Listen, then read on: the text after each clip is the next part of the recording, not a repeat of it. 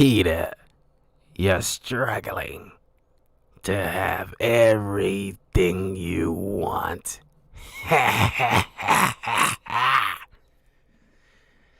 What's up, everybody? This is Talkative Carl back for another spoiler review of Spider-Man No Way Home this time. As you been following me, through the past few months as I went through all the Spider-Man films, from Tobey Maguire's Sam Raimi Spider-Man, Andrew Garfield's Mark Webb Spider-Man, even Spider-Verse. I, went through all that, reviewed all that. If you want to check those videos out, please check them out. Follow me on the links in the description and definitely give them a look-see, and then come back, because it definitely helps to inform or refresh your memory of past Spider-Man stuff, even like the John Watts Tom Holland stuff, and it's kind of like rolled into one big major Spider-Man love, because a lot happened here. I'm super excited. I was literally in tears, and so I'm going to spoil it. So if you haven't seen it yet, please do yourself a favor. I've been keeping my mouth shut for over 24 hours, almost like 28 hours. It's a little bit after 10. People should be just leaving the theater right now from seeing it. Theaters should be closing out right now. So I'm going to spoil it in 3, 2, 1. We got all three Spider-Men. Tom Holland meeting Andrew Garfield and Tobey Maguire. I mean, like, people, like, my theater was packed. And I imagine all theaters are going to be packed for days, because the crowd was like in an uproar. You'd think you were at an Avengers Infinity War Endgame kind of theatrical viewing. But man, oh my God, I was in tears. Like, Tom Holland, put me in tears in Infinity War and in Endgame, and now in this. And not just him in this time. It is all three Spider-Man made me cry. I was like in tears, and it was like as a Spider-Man fan, and like I looked up to these guys as Spider-Man. They're like of course Tobey Maguire was my first Spider-Man, but I love each of these guys for very different reasons, but it's all equal because they all equally are legit Spider-Man. And it's like, it's like it was so much. It's like oh my God, it's like I was squealing like a little girl. I was crying. I was cheering, and it's just like it was everything to me. And it's like these are my legit heroes. And it's like I need to start at the beginning, step by step, towards the end. I do have a few cons out of my pros, but the cons are very minuscule. Maybe I'm a little biased, but I just, but yeah. So we begin the movie the way Spider-Man Far From Home ended, where like Mysterio outed his secret identity, a very dick move, which I still don't believe that con artist is dead. Like, I seriously doubt. If you know anything about Mysterio, his con artist ass ain't dead. He's mucking about somewhere, but he's turned Peter's life upside down. So now it's like everybody's crowding Spider-Man, and they crowding MJ. She's like, "Are you Spider-Man's girlfriend?" It's like, the direct was cut a moment ago. What do you mean direct cut? And direct was cut. What do you mean, Daniel? Like everybody's crowding MJ, and like Spider-Man swoop down and like try to get keep the crowd from swarming her, and then some goofy lady in the crowd is like, "He just touched me. Do you see him? He just hit me." And like he swings off, and then some doofus try to grab him as he's swinging off, and like they got helicopters flying in and everything like that. It was madness. They can't go to MJ's place, and then they swing to Peter's place, and there you see like Aunt May still trying to break up with a very clingy Happy, and then It was like a funny little moment where they, thought like, they come in and see like, they thinking like, uh, Peter Parker and MJ is like, is like having sex, like, just practice safe sex. It's like, no, it's not what you think is happening.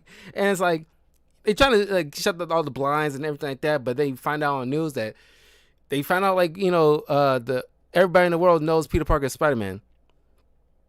And like, so they get, hauled into custody. And like, if there's like, the first minor thing that did get on my nerves, it's like I didn't like how Ned was half the time in this movie. He seems like he's just like rambling on. It's not even funny rambles. It's just like he's just like, I was like, he just won't like just shut up. You're talking to a guy, a police officer that you like. Everybody else learns how to handle themselves a little bit better in custody compared to like Ned, who's just like, a verbal vomiting at this point. And it's like, it's not even fun verbal vomiting. It's just like he's just like grasping at straws to get a laugh, and that kind of took me out. It's like, this is probably the first time I actually, did not like Ned in this moment. Yeah, Happy. This is why it's Happy. I think, well, in the comics, Happy and Pepper Potts had like a thing together for a moment. So now that you never know, maybe Happy and Pepper will, spark something.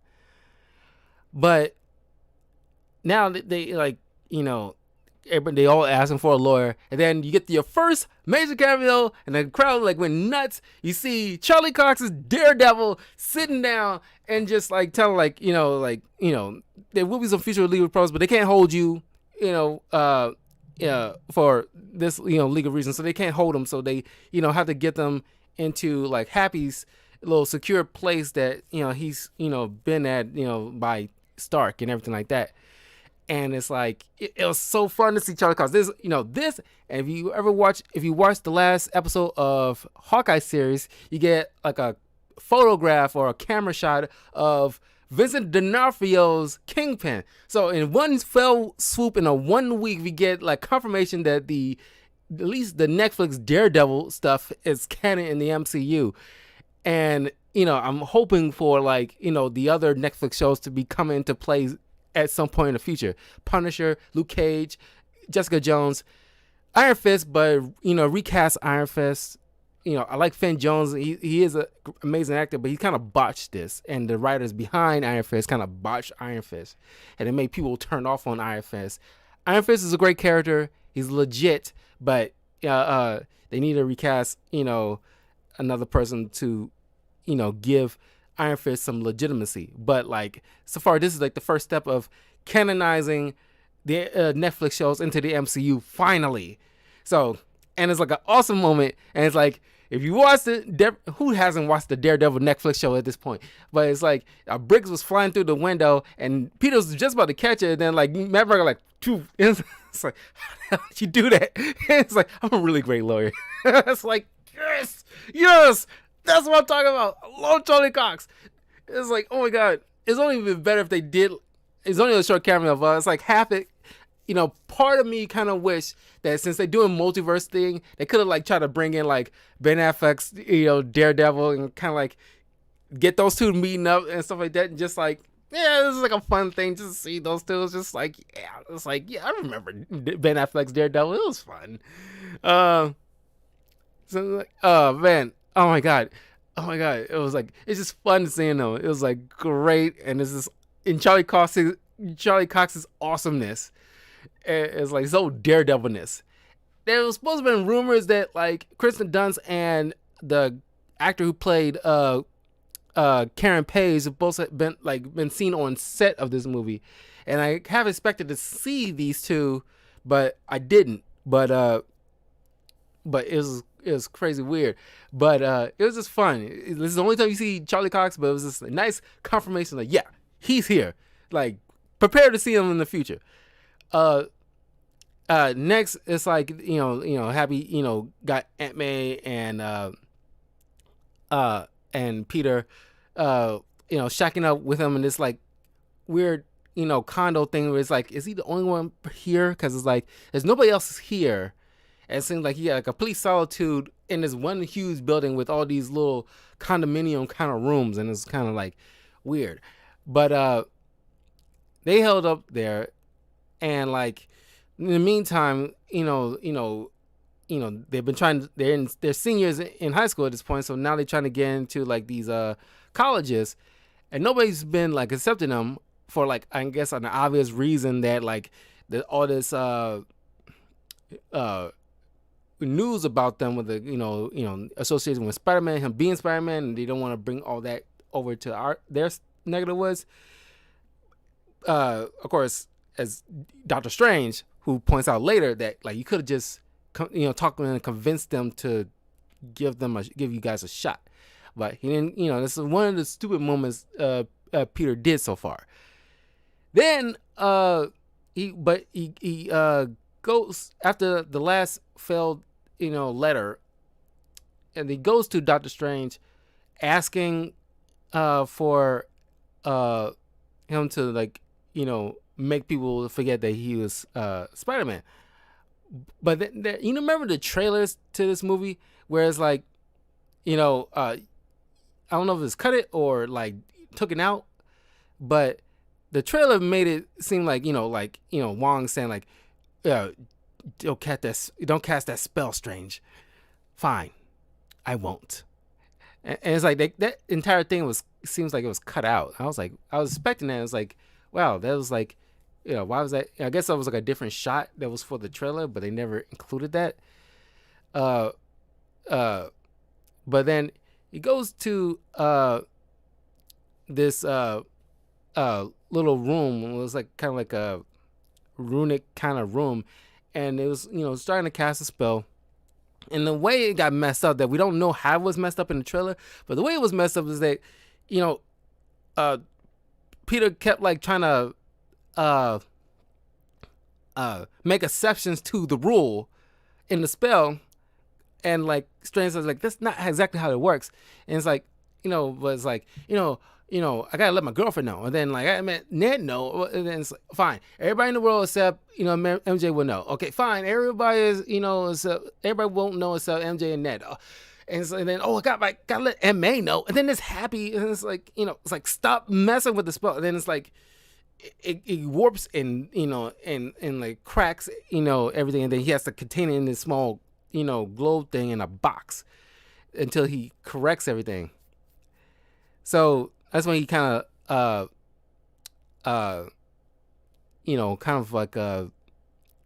lectures Peter about like this, like decisions come to him to ask to change like a big thing, like use a spell to change a very massive thing for the world, and he could have just done some kind of he could have just asked. Yeah, you're right. Like Strange could have like mentions like, did you try talking to them first? But I guess he just assumed that Parker would have done that initially. He didn't think to ask, because like he mentions like sometimes I forget you're a kid. So he figured out where like the dean to this college is on the road, heading to the airport.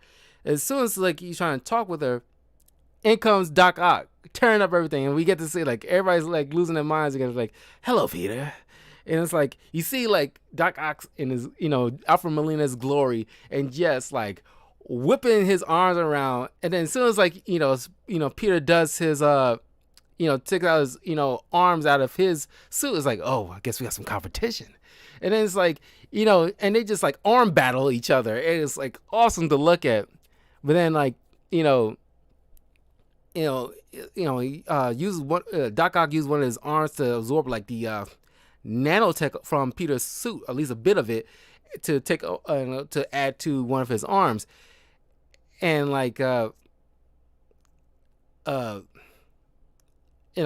mentions about his like, that's why I rewatched all the other Spider-Man movies for the reviews to refresh my memory, even though I haven't forgotten, but just nice to get a deeper refresher.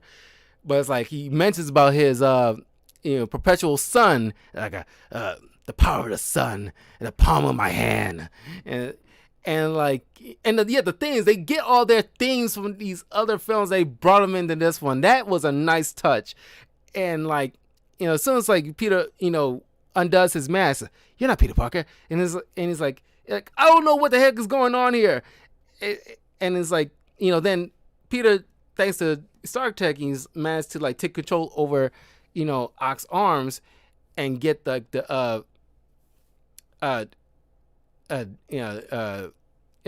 to safety, and she agrees to like talk with like the administrators to get him and his friends into the school. And then here comes like the Green Goblin bomb, and you hear Willem Dafoe's laugh, and you see like that, people call it a Power Rangers armor, but I don't care. It's fucking Willem Dafoe. And he comes, and Willem Dafoe, God bless him, he only agreed to do this because he wanted to do his own stunts, and he needs to be like one of the main antagonists of the film. And I was like, done. I'm not going to argue with that. Probably was going to do that anyway. So like, whatever. He's 66 years old and still doing his own stunts, so kudos to him. But, it's just fun to see him like, hell, go ahead. More the better. And then, of course, like, Strange, like, gets, like, Peter and, like, Doc Ock into the underground lair. And you see, like, the Lizard, played by... forgot the guy's name from Andrew Garfield's universe, something Reese. I forgot his first name, but it's like, his last name is like, Reese, Reese Fiennes, something like that. I forgot, it's Reese something. And like, you see the Lizard in there, like, poor Peter Parker. And it was like, oh God, yes, we doing this. And it is like Strange had to deal with him because it's like, he found him in a sewer, and it's like, he's like, kind of like, it's like, I had to get that thing. And it's like, the spell you mess with, open like a, multiverse, where like, where instead of like erasing the memories of people who knows who Peter Parker, you bringing in people who knows who Peter Parker, Spider-Man, into our world. Reese Ifans, yeah, thank you, God. It was like, I knew it was like Reese something. Dude, the guy in 6 years and Act 16, I find they go to climb stairs without shaking.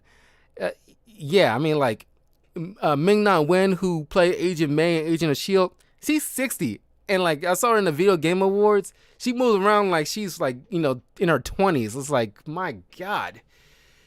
I mean, it's because he just does a lot of martial arts, but it's like, she takes a well good care of herself. So, like, some 60 people don't act like they're 60. But then Strange, give him like some power in order to like find these like breachers, and shoot them with a spell pulse cannon thing to transport them to the underground lair. So they, him and his friends track, Electro and Sandman, and you get like, you only get like the CG Sand version of Sandman, but it is Thomas Hayden Church. You get Thomas Hayden Church, and like you get to see Reese and Hayden Church, in their human voice towards the end of the movie. But it's like, yeah, that is confirmed. Like, yeah, that was them. They was here. They would just do mostly the voice to their CGI forms, but like they get a little moment to see their actual faces. It's cool. It's like, yes. Yeah, and they had to, some of the villains had to take the backseat, but they get their little moments here and there. And it's like, you get to hear Thomas Hayden Church, talking about like, I just want to go back home. I need to see my daughter. And it's like, yes, from Spider-Man 3. It's like these, like I'm so glad I rewatched all these films so that way I can like, be well informed about, all these villains' motivations. And you see Jamie Foxx Electro absorbing all this, electricity, and then like teaming up with Sandman's teaming up with Spider-Man to take him down. And he's like absorbing all these electrical stuff, and then his like, the new energy in the MCU universe make him look better and normal compared to the blue ultimate version of himself that nobody really liked, Sandman trying to help Peter was gold. Yeah, it was gold. And then like yeah, and then it's like a funny moment with Jamie Foxx. Jamie Foxx is there's a lot of redemption for these villains, especially for like Jamie Foxx. He's allowed to be funny and cool, uh, and not in the way that he was in Amazing Spider-Man 2. And it's like a funny little moment. It's like he's like, you're not gonna explain anything and act like I'm not standing here butt ass naked. It's like he is standing there. Samuel's like, I am. I'm pretending not to be. I'm pretending like you're not butt ass naked. And it's like they, and then like they, people are confused like how like Electro know who Spider-Man is, but it's possible that like I don't know the second, or at least the Goblin of the Amazing Spider-Man 2, probably would have said something, or he overheard, or something like that. It's feasible. Don't know. That was a little confusing for a lot of people, and I get it. But like you find out like Sandman, it's like because like, wait a minute, you're not Peter Parker. It's like, who are you? And then he's quickly turned on him, so he zaps him, and they all like go underneath the under the layer. Then like oh,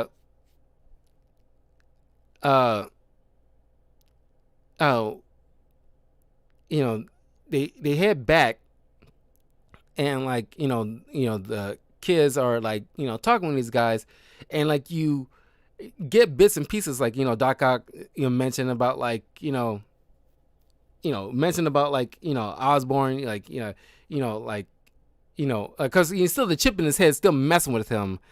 And like they all apparently like I assumed this was going to go down, whereas like they all were taken from the exact moment before either they died, or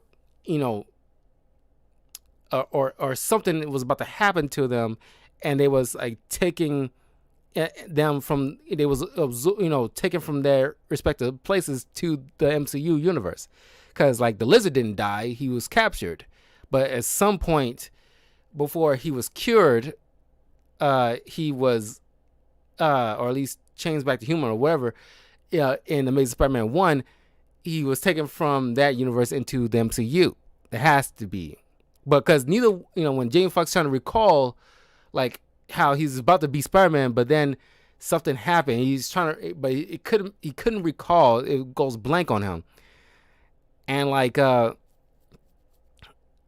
then Aunt May calls and lets him know about like one of the people that he's looking for is like at the feast shelter, and like it's nice to the feast shelter is getting love straight from the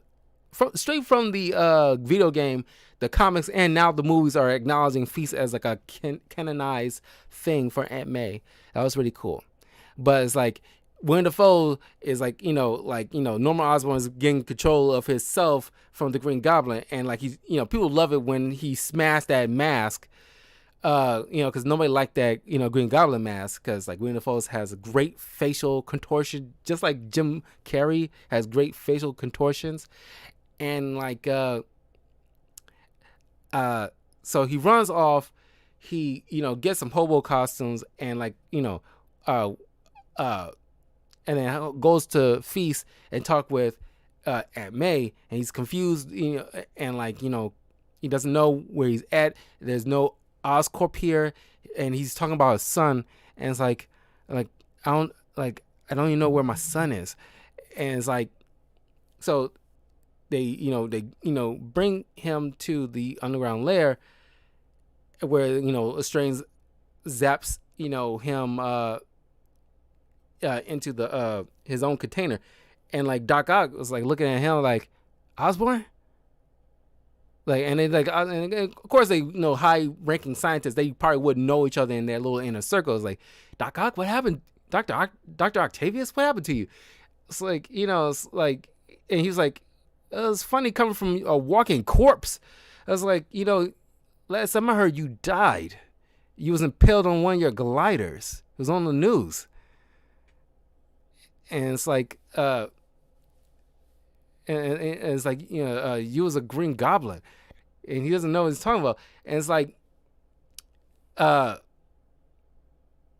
yeah, it's like, and it was like it's disorienting for a lot of people, a lot of those guys. They don't know what's going on. And it's not complete Sinister Six. It was weird not to have like at least one other member. Like they could have had the Vulture. I thought like Michael Keaton's Vulture was in this too, which would have rounded out the Sinister Six. And then we do get to see Venom. And he didn't round it out the Sinister Six, which is weird. But it was 5 out of the Sinister Six. Or at least they could have gotten like the Rhino or something like that. At least round out the Sinister Six. If they're supposed to do a multiversal Sinister Six, you have at least 3 other people they could have thrown in there, like Vulture, Rhino, or Venom. One of the 3. But anyway, Doctor Strange comes in, mentions that like we all got to pull them back, and it brings up, well, at least one of them. Somebody brought up the fact that they, at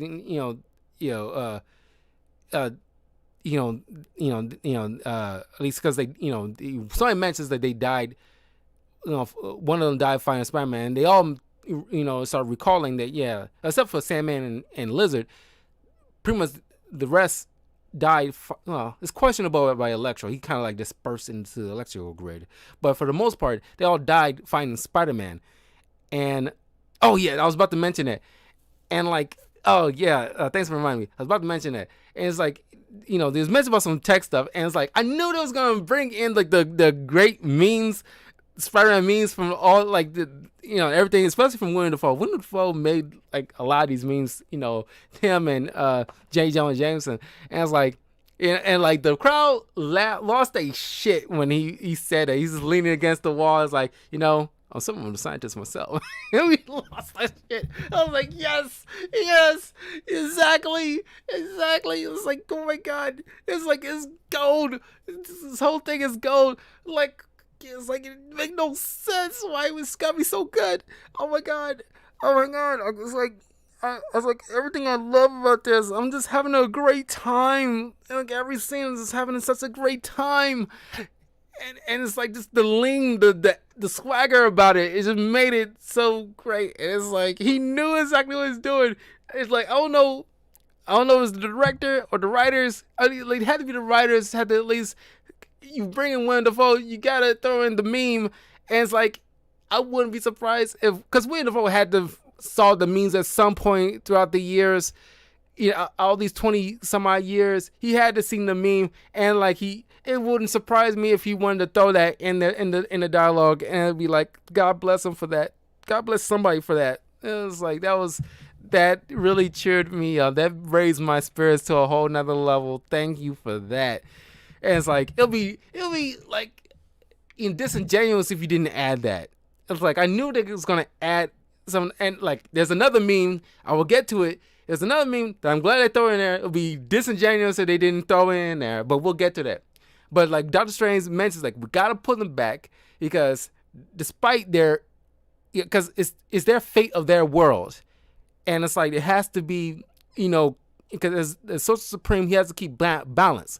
If they remain here, they end up, causing a tear into our world, and so we gotta put them back. And unfortunately, that means they're going to be put back in places where they are fated to, for the most part, die. And that's not saying well with Peter Parker, because like, I don't want to, I'm killing them. I'm not going to do that. So he takes the box and starts like running off. And it's like you get the awesome moment where like, Spider-Man v Doctor Strange, and like he does the Ancient One's force palm thing and blasts his astral body out of his, astral soul out of his body. And then you see like the spider sense do his thing, and he's trying to get the box, and it's like arms fast moving, and it's like what are you doing? I'm not doing anything. It's just like his spider sense is like automatic. It's just like, it's not, sometimes it's just automatic like that. It's a passive trait. And so they go over city, and then like somebody get transported to Grand Canyon, and then does the mirror dimension thing, and Peter Parker just figures out, oh, this is pretty much geometry if you think about it. And so he webs on certain spots where the things are turning, and it got a hold of Doctor Strange, so he's trapped there apparently for 12 hours, which you would think like he would have gotten out of there at least sooner than that, because it's just webs, and those webs last for like, canonized Spider-Man's webs last for an hour before they dissolve, at least 2 at the most. And then he got the box back. He goes back to the lair and he mentions to the villains like, I'm not sure what the other Spider-Man did or whatever. That's not me. I'm gonna save you guys. So like, if you promise not to, I think this is the part where you get that, I'm something of a scientist myself. This is where you get the awesome meme. It's like there's gonna be fresh new memes coming in this movie, and it's gonna be gold. But like, he mentions like, if you promise not to, lose it, and like, and like just you swear you won't, like, just if you just don't lose it, follow me. I will cure all of you and get you back home safely. So they agreed, and you get like awesome moment with Jamie Foxx character. I think like him, because Jamie Foxx and Willem Dafoe and Alfred Molina is part get like the highlighted villains, the 3 highlighted villains, while the others take a backseat. I think that was a right choice because they got more agency in their movies than the others. Well, the Lizard got agency too, but it's like they get like they got the bigger moments. And like, you see hear Jamie Foxx saying like, yeah, but if something goes wrong, then I'll fry you from the inside out. And like, so they go back to the apartment, and like, with all the Stark Tech lying around, they got enough tools that they need to try to synthesize a cure for the Goblin formula, the repair the chip behind Willem Dafoe's head, which finally cures him of being controlled by the arms. And like, you finally create like an apparatus to absorb all the excess electricity that turn Electro into Electro. And it's supposed to be something for some kind of device for turning, because Apollo is Sandman talking with Electro, which is like a kind of a funny moment. Most people, I don't know, like not many people from what I'm hearing didn't care for that, but most people did. I did, where they make a joke about like, I fell on a particle accelerator into some sand that turned me into the Sandman, and like, Electro fell into like a vat of like electrical eels that turned me into this thing. And it's like, well, I guess we, both gotta be careful of where we fall. Something like that. It was funny. It was really funny.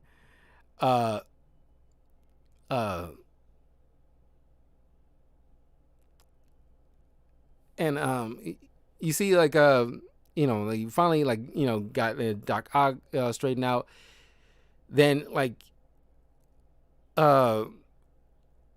suddenly Willem Dafoe, like Green Goblin is like starting to rear his head again, and like awesome acting from Willem Dafoe, where it's like you get that machination, strategizing, very it's like that kind of mindset like you see from the Joker or something like that, where you see like manipulative Green Goblin telling like there's nothing wrong with us, and I was like, we are like they feel like we're gods and you want to give that up, and like you see them like get into everybody's heads, and like and May's running out while Sandman and Electro are escaping, and like of course like Lizard got out of he was in the truck, but he burst out, and then you see like an awesome battle between Peter and Green Goblin, and like you see like you thought like I don't think like the first movie did like I won't say it didn't do him justice, but like the fighting, like the choreography, the fighting between Goblin and Peter is like intense. It's like they're breaking through walls and floors and stuff and doing wrestling moves and just shoving, like it's like hardcore, and it's like, holy shit, like the Green Goblin's like a fucking threat. It's like watching like Darth Vader chop through people in the hallway kind of level of a menace. Like, I was legit scared. Like, holy shit. And then like when Peter's trying to whale him on the face, he just keeps laughing like it's just like Heath Ledger's Joker in The Dark Knight when he's like, he keeps laughing and he's getting punched. He does not care. He does not care. He's a fucking threat. He's a lunatic. He will like just like, like charge on through, and he's just beating the shit out of this kid. And then you see like, lizards coming out of nowhere and just like, toss him aside. And then like, it was an intense fight. One of the intense fights out of the entire thing. Oh man. And then like, you see like, they're on the ground floor, and like, and then like MA's down there, she's trying to like help him, but then she's trying to shove like that syringe of like the supposed cure into his neck, but it doesn't do anything. I guess it wasn't like a complete thing. So then the glider comes in, and like, of course, now you get like a good comic page kind of Green Goblin, because like the little got a torn up purple hoodie mixed with his goblin kind of suit, and then you get like a little bit more comic accurate Green Goblin, which is pretty dope. And you don't need a mask because Willem Dafoe has like a good face to like contort, and it's like, you don't need a mask for that face. And then like the glider comes in and tackles May, and then like Goblin lobs a pumpkin bomb, and like it explodes, and like MA like and Peter get up, and it's like, but because at first I'm like, she got tackled by a fucking glider, and she's just getting up like it's nothing. And I was like maybe the blades didn't come out, but even still, it's like, that should paralyze her at the very least. But no, she's getting up and like getting Peter on his feet and stuff like that. And then like Peter's just like breaking down. It's like, it's all my fault. It's like I caused this. It's like and they're gonna tear up the city. And and like MA gives him that with great power comes great responsibility, which is the first time we actually hear this in the MCU. But then she starts collapsing. I guess people joke that's like a death sentence if you say that in a Spider-Man film, and like because the wounds are like there now. It's like, I guess the adrenaline kind of like washed off, and now like the blood loss is starting to set in, and so she dies, which is an impressive acting from Tom Holland and Marissa Tomei. But man, that people are losing it when you see like, oh my god, we've been with MA for such a long time, and at this point it's probably the longest that we ever been with an Aunt May. And now it's like Peter not only lost his Uncle Ben, now it's like Aunt May's gone, and now he's like, he's pretty much lost it. And of course, like earlier MJ and Ned took the magic box with them so that way nobody get their hands on it. So now they hiding out at Ned's place, which we finally get to see Ned's place, and I guess his Nana. And now it's like everybody's hearing reports about Aunt May's death, and they can't reach Peter. And somehow they got off. Peter took the sling ring off of Doctor Strange and gave it to Ned, even though earlier in the film Ned told me like, my Ned said we all got like magic in her. I feel it tingling in my fingers. And Doctor Strange's like, it sounds like you need to see a doctor. And it was like a funny little moment. It's like, the tingling in your fingers is never a good sign. But then he's still holding the sling ring in his hand, and he's kind of like just kind of like do a slight hand wavy thing. It's like, I wish we can see Peter. And then you see like a sparkle in the air. And it's like, do that again. It's like, I wish I could see Peter. It's like, and it's like, no, how you've seen Doctor Strange do his thing, haven't y'all? Like, come on. And he finally got it right. It's like, And you start doing the thing, and you see, and like you open a portal, and it's like, like for a split second, I thought like, oh, they found him because you have it. Because like if you remember Doctor Strange movie, where it's like when the Ancient One put him on the what was it, at the top of the mountain? It was like not Alaska. Where did she leave him? Like on top of the oh crap. She left him on top of like a snowy mountain. I forgot, Mount Everest. She left him on top of Mount Everest and like trying to, force him to, get into the zone of trying to use the sling ring properly, because you got to visualize where you want to go. And that's why for a split second, okay, like he's thinking of Peter, but he's not thinking of his own Peter. He just thinking of like, Peter as in a general thing. As soon as he does the thing and you see like, like I thought for a split second, I thought like, oh, he found him. And then you see like, it's like, Peter, it's us. And you see like, like waving. And as soon as he jump in, everybody loves in their minds. Like he jump in, you see the Amazing Spider-Man 2 costume. And it's like Andrew Garfield just take off. And for 1 second, just a side note. Andrew Garfield has like a lot of hair. And somehow he takes off the mask and it's like whoosh. And it's like, that should be a little bit more puffier. Because I got all this hair. I got like a Miles Morales mask. That stuff is not going to cover the head because it's like too much hair. But it's like people lost their minds, and it's like yes, it's like Andrew Garfield. Like people love Andrew Garfield, and it's like I guess a lot of people's favorite version of Spider-Man. And like it's like, oh my god, I had to warm up to like Andrew Garfield, because when he first was announced for when they announced Amazing Spider-Man in the first place, directed by Mark Webb. They announced like it was gonna be Andrew Garfield, who's been doing like indie stuff and like rom-coms or whatever like that, and then The Social Network and stuff like that. And he's like, like I don't know. It's like I was like doubting. I was a naysayer. It's like, it's not. He's too pretty to be, Peter Parker. This kind of thing. Peter is kind of like a nerdy kind of thing. But then it's like I warmed up to him. And it's like, yeah, he's a solid Peter Parker.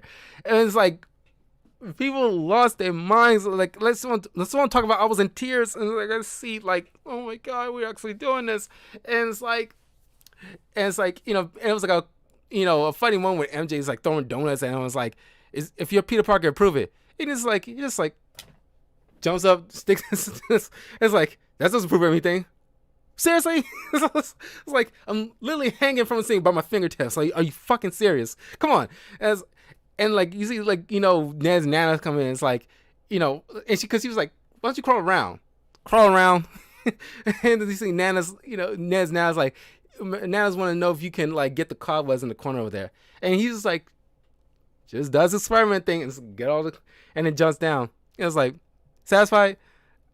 and it's like awesome. And they explained to him like, because he was like, yo, I was like, busy doing something. All of a sudden, I'm here. I don't know what's going on here, and and whatever. And then it's like, and then MJ try to get a hold of Peter, and like he does it again, and then it was like the most hypest moment, because like then you see like behind him a portal opens, and you see like Tobey Maguire step through, and people was cheering, losing their minds for like a good 3 minutes. And it's like, oh my god! It was like, it's like, because Tobey Maguire apparently hasn't been acting for like at least 7 years. He was doing, apparently he was becoming on this, and he got another movie in the works, a different movie in the works coming up soon. But it was like this is his first legit return to film after like for 7 years, and it seems appropriate he comes back for Spider-Man, at least for a little bit. And he's like, hi guys. It's like. I was in tears. It was so amazing. It was like my childhood. It was like I remember watching Spider-Man as a kid, and I went to theater with my father watching like Spider-Man 2, arguably one of the greatest superhero movies till this day. Still want to consider one of the best superhero movies to this day, with Doc Ock and everything like that. And it's like you can tell like he's a little bit older. He still look boyish in the face, but you can tell he's a little bit older. And it's like it was like, oh my god, it's like amazing. And it's like they mentioned like, well, our Peter's in trouble. Something happened, and he doesn't. He's lost, and okay, well, before they get to that, it's like you see like these two Peter Parkers was like looking at each other, and they try to web each other, and like of course, Tobey Maguire's Peter Parker is a little more experienced, so he's like webbed the other Spider-Man's wrist, like it's like come on, buddy, come on, buddy. I know, come on, and it's like it was freaking amazing. It's like, and then he mentions like our Peter Parker's lost, they don't know what to do, and these two Spider-Men know. It's like, does he have anywhere he goes? Do you want to be alone to like think? And they look at each other like, do they have any place to go? Like for me, it was like the Empire State Building. To me, it was like this other place. It was like, oh, great place. It was like nice, quiet. It's like yeah, it's good, good place to sit. And it's like they go and find Peter just a wreck, and then you see this moments kind of remind me of Spider-Verse in a way, because when like they go to, remember when they go to the Ultimate Peter Parker's underground bunker with Aunt May, and like they mention there's other Spider people, and you see like Spider-Man Noir and Ham and Penny Parker in the rafters in like silhouette. That's kind of reminds me of that moment when they they perched on top of the tower, and they jumping off and landing, and it's like and he's mentioning like he failed, and it's like, I lost my Aunt May, and it's like, and it's kind of reminds me of Spider-Verse in a way, because like when Miles talking about like after he lost his uncle, he was like no, like, you don't understand, and then like, you hear like Gwen Stacy like, we're probably the only people that can understand. And it's like you feel that exact moment with when Tom Holland's Peter Parker mentions like you wouldn't understand, and then you hear them, because it's just like Spider-Verse, like it was my Uncle Ben, it was my Uncle Benjamin, it was my best friend, and you hear this is like Spider-Verse. It's like and it's like you hear I remember Spider-Ham mentions like, the toughest part about this job, Miles, is that you can't save everybody, and like, and this is the kind of moment that brought that back, where it's like when because people lost their minds, they was bawling in the theater when Andrew Garfield gave that fantastic dialogue, how he lost his girlfriend Gwen, and like and Tobey Maguire's Peter Parker mentions how he lost his Uncle Ben, and they both mentioned about like, with great power comes great responsibility, and it was like an awesome moment, and like people was tearing up, and it's like, because like I was kind of hoping this would happen, where these two veteran Spider-Man has to console the younger version of themselves, because like because like, I can't imagine being in a position where it's like, a different version of yourself in other universes have to come in and console you and like talk you down and like, let you know, we've been through this kind of hard crap before. I can tell you can trust me because I am you. You will get through this kind of situation. And I thought that was so good. It was so well established. And it kind of like give him like a new like a new set of vigor into like on his mission to like, okay, I'm gonna cure these people. Like these guys are in my world, and I'm pretty sure you're the only ones that know how to deal with these guys. But I have my world has the technology in order to help cure these guys.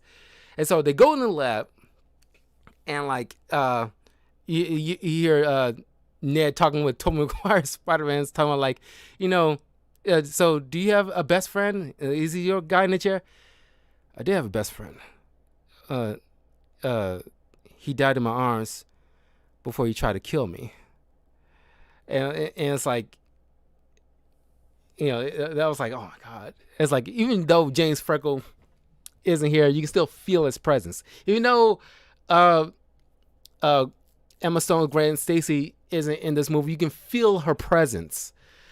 And it's like, they don't have to be here to know, like, because like we experience these movies, we get the picture kind of situations. Just like with Endgame, when you hear all these references, if you follow along the other previous movies, you instantly get it.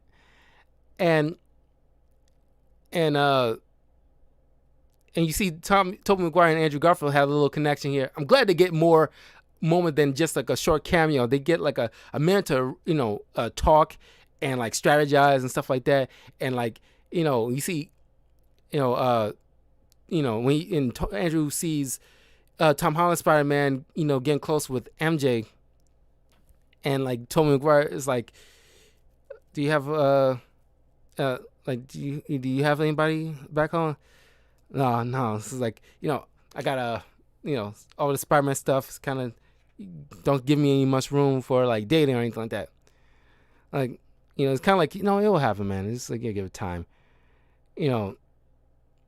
And like asking like, do you have somebody at home? Yeah, MJ. Well, my MJ, not, and it's like, you get to feel Kristen Dunst's presence in this, even though she's not here. You can feel her in here. And it's like, and you get like an awesome, funny moment when like Ned gets up and it's like, Peter, yeah? And you get, and this is what I'm about to mention, is like another meme. They had to include this meme when it's like, and they all point at each other, and you get the Spider-Man pointing, and people been asking for that. They're expecting that, and they delivered. Like I said, just like with Willem Dafoe, this Spider-Man classic meme is not something you can ignore. This is like a once in a lifetime opportunity, and you'll be shame on you to squander that. So you get to see like they're all pointing at each other, like him. No, other, Peter Parker. Yeah, it's just like they all point Peter at the computer. And I was like, yes, we all got it. We got to see the live action version of this, because we all know the meme. And so they finally got the rest of the cures, for the other villains. So, Peter calls J. Jonah Jameson and convince the villains to meet him at the Statue of Liberty. And so you get to see like a moment with all three Spider-Man just having a talk, and you get to see them all in their own respective costumes again. And it was like, it's such to see these costumes again. And so, of course, like, I didn't even know this. Maybe I did, but I forgot. But like Tobey Maguire Garfield mentioned about like his back.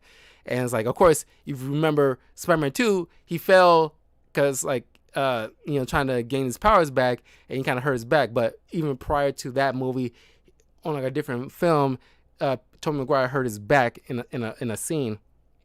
So it's kind of like, a nice little play on both ends of that reference. And of course, like, Andrew's helping him like crack his back a bit. It was just funny to see that. But they all mentioned about like Tobey Maguire's web series, which is kind of like, it'll be hard pressed, to not bring it up. It's like, we have to make our web series. Like, how did yours is organic? Yeah, this is organic. And like, you guys don't have that? And no, we don't have that. Like, are you teasing me? And like, no, we're not teasing. We thought this was pretty cool. Because like, we don't know how does it work? Because he kind of like he mentioned about the mental block he had. Of course, if you watch Spider-Man 2, you know about his mental block. It was like existential crisis kind of situation. It's like nice little bow tie of their story arcs and stuff like that. And like, and then of course, they all talk about their kind of villains that they fought. It's like, Tom Holland's like, yeah, I fought, alien in space. Like, I fought like a black alien that took me over. And like, Tobey Maguire was like, I fought, an alien, that took me over and had to defeat him. And it's like, and then Andrew's like, well, I didn't fight alien. Well, it's like, and then of course, there's other people who've always been down on Andrew Garfield's, Spider-Man. It's like, no, man, you're amazing. No, you gotta say it. Like, you're amazing. And it's like, yeah. I was like, yeah, you are amazing, Andrew Garfield. It's like you are amazing. Man, that was like, oh my God, it was like, it's just like, just giving each of these guys agency, and it's to see them bounce off each other. It was so great. So, all these villains, are coming in, And at first they have a tough time because they so used to fighting by themselves, except for Tom Holland. It's like, you know, I've been in a team before. Like, I worked with Avengers. That's great. Where are the Avengers? You guys don't have the Avengers? It's like, no. It's like, then it's like they mention, okay, we gotta coordinate. We use our spider sense to coordinate our attacks. So they start taking like Sandman down, like turn him back to normal. They take down the Lizard, turn him back to normal. Doc Ock comes into play to help them take down Electro and help him go back to normal. And then you see like a nice little moment between Jamie Foxx, Electro, and Andrew Garfield. And it was like a funny little moment where it's like, your voice. And I knew you from Queens. Assumed you was black. I was like, oh, I'm sorry, man. Huh? Well, this multiverse stuff. Like, there's gotta be a black Spider-Man out there somewhere. It was like it's like, yes, nice touch. I like that. That was a nice little reference to Miles Morales. We get like a Miles Morales thing. What I really wish they would have done is like, nothing, it doesn't, do anything for the movie. It was just been a nice touch to get like a lot of the voice actors from Spider-Man games and like TV shows like the 90s, the Spider-Man show, the voice actor for Spectacular, the voice actor from Spider-Man and His Amazing Friends, and Yuri Lowenthal, who voiced Spider-Man in the PS4 game. It'll just be like and Neil Patrick Harris. It'll be great to hear their voices, or at least see them, and you can recognize from their voices that these are the TV show and video game Spider-Man, that they get a little bit of showing that that would have been a nice little cherry on top to already a bunch of other cherries on top to this big old sundae, because I would love that. That would have been like just like a huge love for Spider-Man throughout the X amount of years of Spider-Man. Other people would love to have seen like the Japanese Spider-Man too, but it's like, that would have been a nice reference. I haven't seen Japanese Spider-Man. I've seen clips of him, but I haven't seen like the full-on show. But that would have been a nice little touch too. Yeah, like the way he talked about Max, it was like, yeah, it's like, like he felt bad for Max because like he was like a decent guy and he got put in a situation that he didn't ask for, kind of situation. So now in comes Green Goblin, and of course, they eventually took him down after they pretty much wrecked the because they was building like a big old shield to put on top of the Statue of Liberty. But then you see like MJ fall over and Peter try to catch him, but then Green Goblin interrupts that. But you get Andrew's redemption moment where people have been speculating this was going to happen. Now you get to see Andrew get his redemption moment, catches MJ, and like you see him tearing up, and everybody's applauding and clapping and cheering that Andrew finally get to save a love interest, but not his love interest, but a version of a love interest. And like you see him tearing up, and MJ's asks like, "Are you okay?" Yeah, like everyone's crying too, because like Andrew's can act his ass off. Because I was tearing up. I was like, yeah, he's okay. He's okay too, MJ. It's like it was like yes, do it. And then of course then you see like in Tom Holland Spider-Man is fighting Green Goblin, and of course he's just wailing on him, and then he's about to like take his glider and about to impale him, and then you see like also one from Tobey Maguire, who was like the the veteran Spider-Man out of the group, and you stop him, and it's like he gives that little strained look, and it's like he's like you're okay, kid, you're okay, like it's like an awesome one with like it's like he doesn't have to say nothing. It's just like you get that look. It's like you don't want to go down this route. You're better than this. You're better than him kind of look. But then like of course Green Goblin gotta have like a little just like a stab into the side of Tobey Maguire, and I was about to lose myself, like, please don't kill him. And it's like, no, he just got slightly wounded. But then I'm like, is Tobey Maguire made out of adamantium? How did he just like survive all this bullshit? And it's like, oh my god. But it's like, then it's like they cure Green Goblin is the final cure. Then of course Doctor Strange comes into play. He's like because you see the tears happening in the sky, and you see like these little silhouettes of people, and one of the silhouettes was like somebody holding a spear, and people are saying that it's possible that's Kraven the Hunter, which is who's going to have his own movie.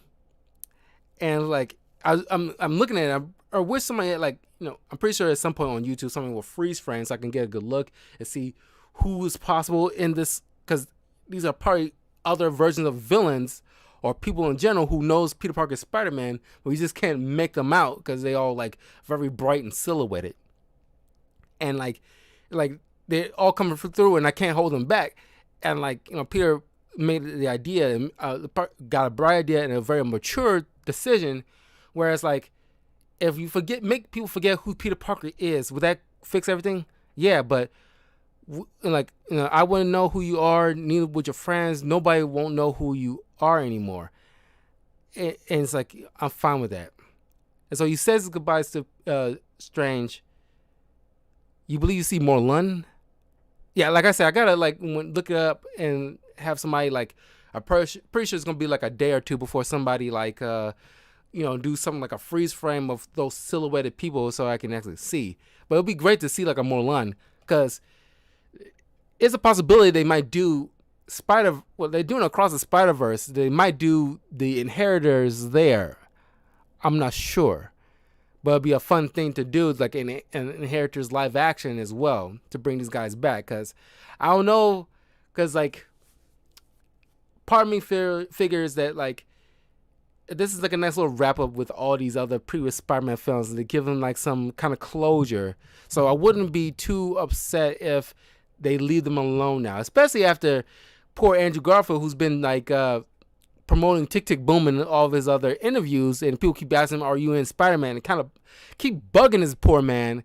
And it's like, I don't want them being bugged like that anymore when they try to do other things. I think this is like a nice little coming in, and it's like more than a cameo. They got like a good portion of the movie with Tom Holland, and I'm thinking like that's more than enough. I think it satisfied a lot of people, and I'm satisfied. And it'd be great if they come in for other stuff, for like a short cameo or whatever. But I'm in the mindset of this is a nice little wrap up for these guys. Now it's Tom Holland's thing, and then the Spider-Verse stuff moving forward in the future, and you don't need Tobey Maguire or Andrew Garfield no more. But of course the spell worked. Everybody forgot who Spider-Man is. So we see Happy at Aunt May's funeral with Tom Holland, or at least with Peter this time, because now with people forgetting this, he sends everybody back to their respective universes. And you see Tobey Maguire, and you get to see these three different Spider-Man hug it out, and it's it was amazing to see these three Spider-Man. You'll never get I'm in a mindset you'll never see this again, so you might as well just hug it out. You probably won't ever see these kind of things again. And you see, everybody was in awe. There was cheering. They was cheering when you see these three Spider-Man in action together, fighting side by side, and then hugging it out and talking with each other. It was everything and more. And it's we all applauded. My theater applauded when you see these three Spider-Man hug it out. And it's just it warmed I think it warmed a lot of people's souls. It was we needed it, especially not this year hasn't been is a better year than 2020, but it's just something to a perfect ending to a 2021 year, where it's kind of warms your soul. It's like Christmas morning and your birthday, and grandma's home cooking all rolled into one kind of feeling, and of course, they all go back to their respective universes. Andrew and Tobey say goodbye to each other. Probably is the best MCU by far, at least up there with Endgame and Infinity War and Black Panthers and Captain America: Winter Soldier. It's like right up there with those greats. But possibly some point next week, I want to do another, like I did with the Yu-Gi-Oh villains, like doing like a YouTube tier list. I want to do a tier list. I want to wait until this movie came out before I did one, but I want to do another tier list for all the Spider-Man movies and rank them from my personal favorites to least favorites. At some point next week, I want to do that. Possibly Christmas Eve after work, possibly, maybe. But or maybe next Thursday. Whichever one comes first. But yeah, so is at the end of the movie, nobody remembers who Spider-Man is anymore. And somehow, J. Jonah Jameson is still around and he didn't go back. So it's just MCU J. Jonah Jameson at this point. So now it's like it ends on kind of like a melancholy moment where like Peter is yeah, I don't know about action. I probably will talk about them, but I'm just gonna make it as the movies as a whole for the tier list. But Peter's in this like apartment by himself and everything like that. And I'm thinking to myself, did Aunt May leave some kind of like a will with some money for him so he'll like be able to take care of himself if something happens to her? Because they're only two family around, and like you hear like a guy mention about like rents due first of every month, and like I was kind of expected to see like that guy from the Sam Raimi movies with like asking Peter for rent every 2 seconds. I was half expecting it. Please let it be him, but no, we didn't see him. But it's like, oh my god, it would have been so great to see that guy rent. And it's like that was so great. That was like nice touch. Yes, that was a nice touch. But then he tried to like, as MJ mentioned before, she forgets like, I will figure it out. I did before, and it's like we'll just come back to us and we will remember you. And so he's got this note trying to figure out how the way to say it, but as soon as he sees her and Ned, and it's like he kind of nicks the entire note entirely, and it's like kind of work from the ground up again. It's like, and they possibly also want to make sure they keep out of danger because they, after the ordeal, they've been through just mixing up with him. He doesn't want to go put them through that again, so he figured like, I'll keep them in arm's length for now.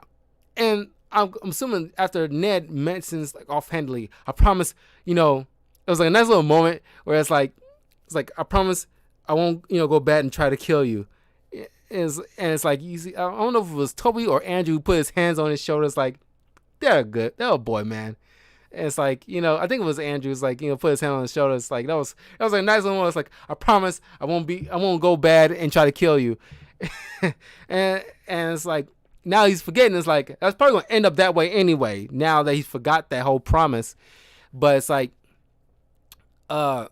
because the actor is losing a lot of weight, it stands the reason he could be like the Hobgoblin, because they didn't confirm his last name, but he's Ned. He's like an amalgamation of Ned Leeds and Genki, but he's fucking Genki. The fact that he chose him, he made him look like he chose a guy who looks exactly like Genki from the comics. But now he's losing a lot of weight. Now he can just be like the Ned Leeds officially, I guess, and he's gonna be possibly the Hobgoblin for the MCU in the future. So the whole promise will be completely nixed altogether.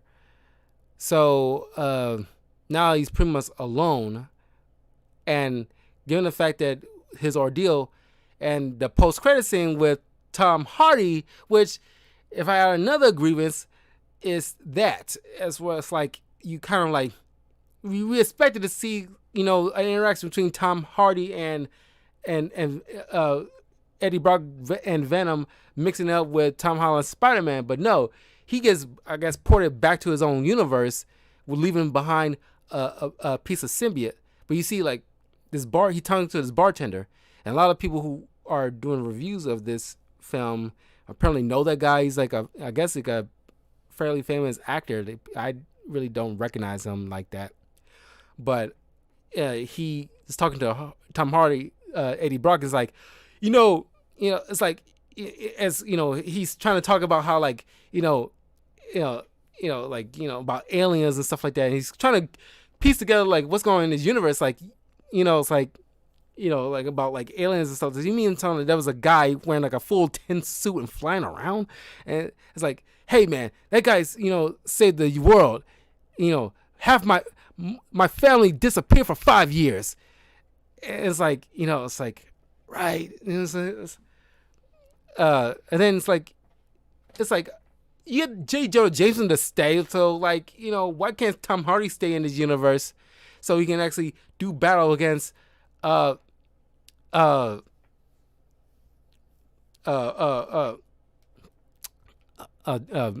Parker here? But then the question is about like what's going on with Morbius now, because he mentioned about like Spider-Man and everything like that, and Venom, and so what's going on with that?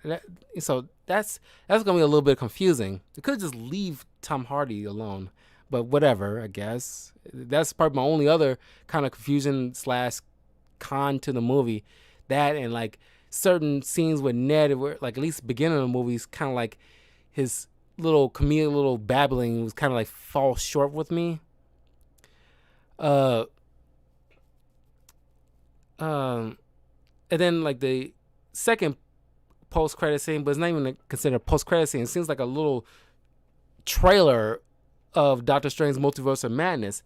You get to see Wanda a bit, and people have been speculating, and this kind of confirms that if you watch the What If series, we get to see our Doctor Strange meeting face to face with the What If version of Doctor Strange, the Dark Doctor Strange, and it's like it looks pretty good in live action. I gotta say, it was like it was all right in the animation form, but seeing it in live action with him holding his arm, keeping like that, all this like tentacle creature thing from bursting out, and he's like talking raspy, and it's like that was pretty dope.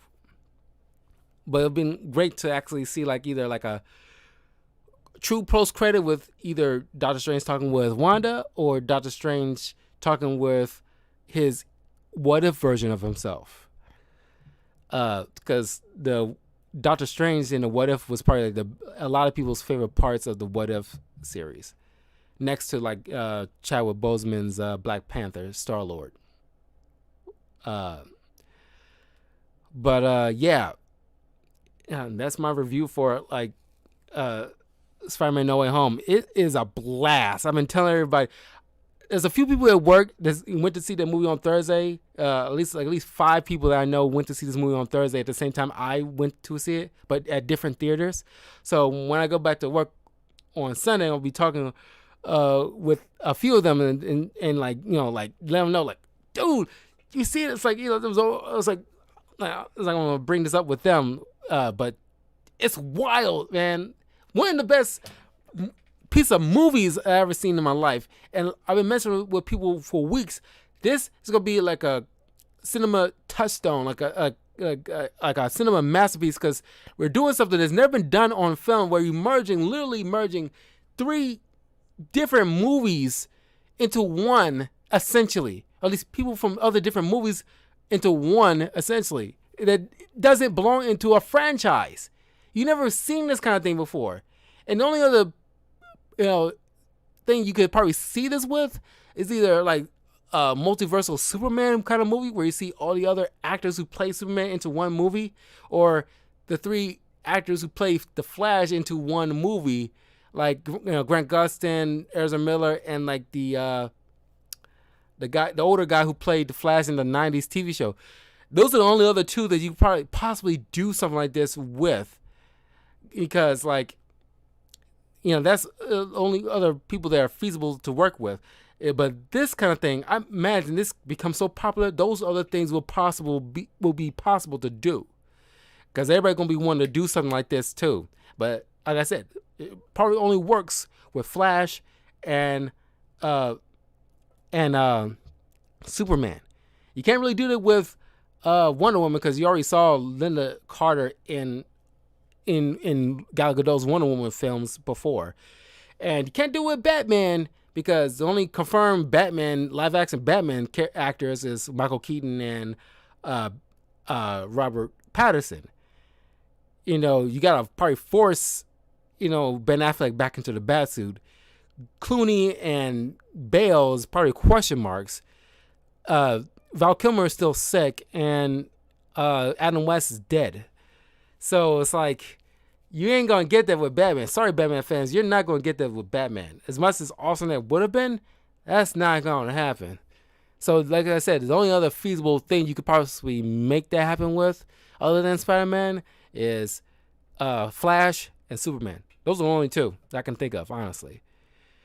But yeah, despite the minor cons I have about this movie, everything else is such the gangbusters for me. Other people might have stuff they have nitpicks about, but it's like, honestly, I love this movie. I'm getting it on DVD as soon as possible. As soon as it gets on DVD as possible, I'm owning this. I want a hard copy of this. Part of me really want to go back to the theater to rewatch this, but I can't because I got all this other stuff doing for like the holidays and everything like that. So it's like, because I thought about going to the theater to see like the Matrix 4, but that's possible. It's streaming on HBO Max at the same time, so I probably won't go to the theaters. I'll just watch it on HBO Max and then do a review for that. I don't know. I haven't confirmed whether or not I'm going to stay true to that or actually go to the theaters, but it all depends. But man, this is everything. If you're a Spider-Man fan, this is everything you want it to be. It fills you up inside with like glee and joy, and it's like it hits all the marks with your emotions, man. And like, kudos to everybody involved. They knocked it out of the park. Lovely film, lovely film. Despite anybody's like well, I'm pretty sure everybody's a little.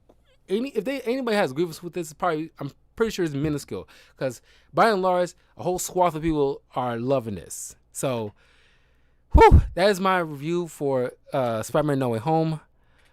If you're watching this on YouTube, in the future, please leave a comment below. Let me know what you thought, and if there's any issues that you have with certain scenes or dialogue or whatever, please let me know. And tomorrow I will be doing like a spoiler review for Die Hard 1 and 2 for another Christmas movie review. And I will see you guys soon. And I'll see you guys in a little bit because I want to play a little bit more of Overwatch Winter Wonderland in probably maybe in 30 minutes or so, and play that for an hour at least. And eventually I need to get back to playing some more Pokemon Brilliant Diamond. So I will see you soon. Take care.